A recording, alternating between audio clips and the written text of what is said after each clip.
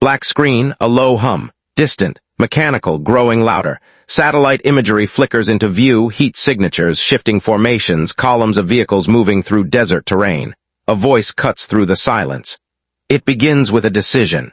Not a single shot, not an explosion, but a moment inside a room where silence weighs more than war. Cut to the Persian Gulf. Aircraft carriers sit like floating cities. Fighter jets line the decks. Engines warm. And then the order is given. Fade to black. What happens if U.S. troops enter Iran? Not a proxy conflict, not sanctions, not covert operations, but boots on the ground.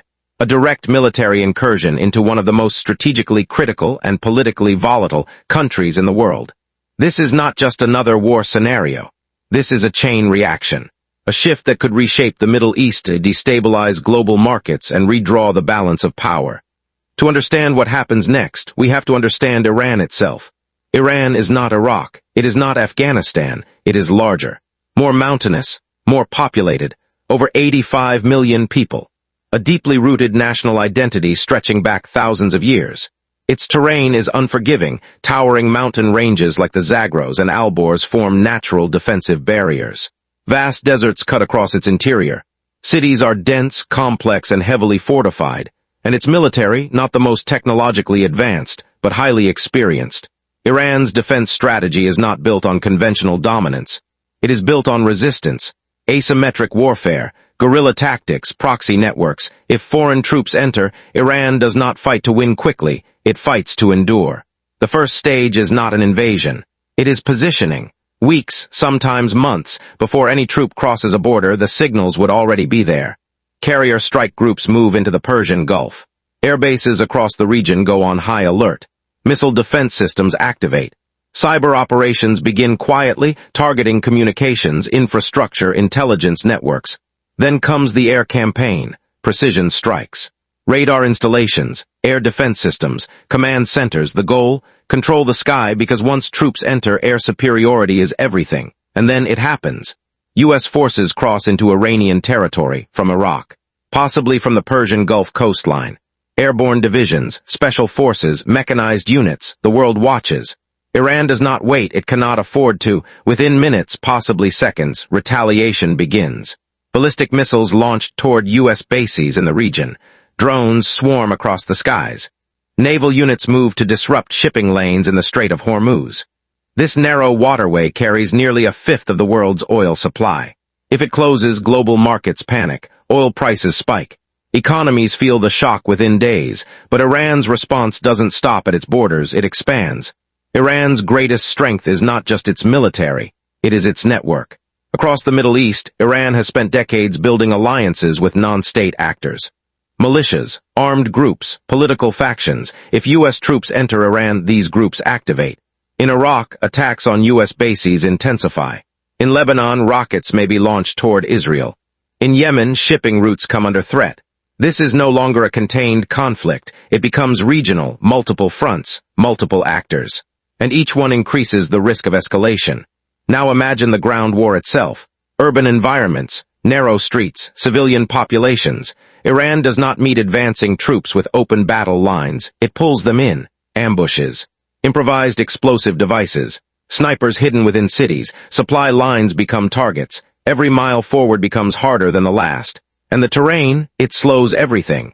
Mountain passes restrict movement, deserts strain logistics. Communication becomes difficult. This is not a fast war, it becomes a prolonged engagement.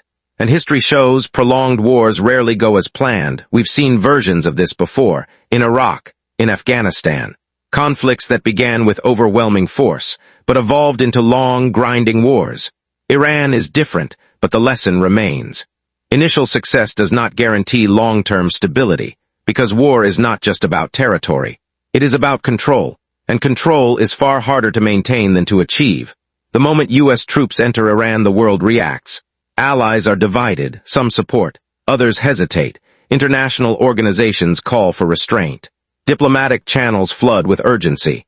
Meanwhile, major powers watch closely, not necessarily to intervene directly, but to reposition, to strengthen influence, to take advantage of shifting dynamics. Global trade routes become uncertain. Energy markets fluctuate. Investors react. The economic ripple spreads far beyond the region. This war is not only fought on land, sea, and air. It is fought in cyberspace, power grids. Financial systems, communication networks, all become targets. Disruptions can happen thousands of miles away from the battlefield. Cities could experience blackouts. Banks could halt transactions. Information itself becomes a weapon. And in this domain, attribution is unclear. Escalation is unpredictable. Beyond strategy and geopolitics, there is a human cost, civilians caught in the conflict, infrastructure damaged, healthcare systems overwhelmed, displacement, fear, uncertainty. War is often discussed in terms of power and outcomes, but its reality is measured in lives. And in a country as populated as Iran, that cost would be immense. Even if major combat operations end, the consequences do not. Reconstruction, stability, governance. These are long-term challenges, and they are rarely solved quickly. Power vacuums can emerge. Internal divisions may deepen. External actors may continue to influence outcomes. The conflict could reshape the region for years, perhaps decades. There is another factor, the one that changes everything. Escalation, miscalculations, unexpected events, a single strike, a misinterpreted signal. These can expand the conflict beyond its original scope. In a region already filled with tensions, the margin for error is small, and the consequences of that error are enormous. So what happens if U.S. troops enter Iran? It does not remain a simple military operation. It becomes a complex, multi-layered conflict, a regional crisis, a global concern. It affects economies, alliances, and the lives of millions. It tests strategy. It challenges assumptions, and it reminds us that in modern warfare the beginning is often clear, but the ending rarely is. And if one decision can reshape an entire region, what happens when multiple powers begin making their own moves at the same time? Fade to black. Silence,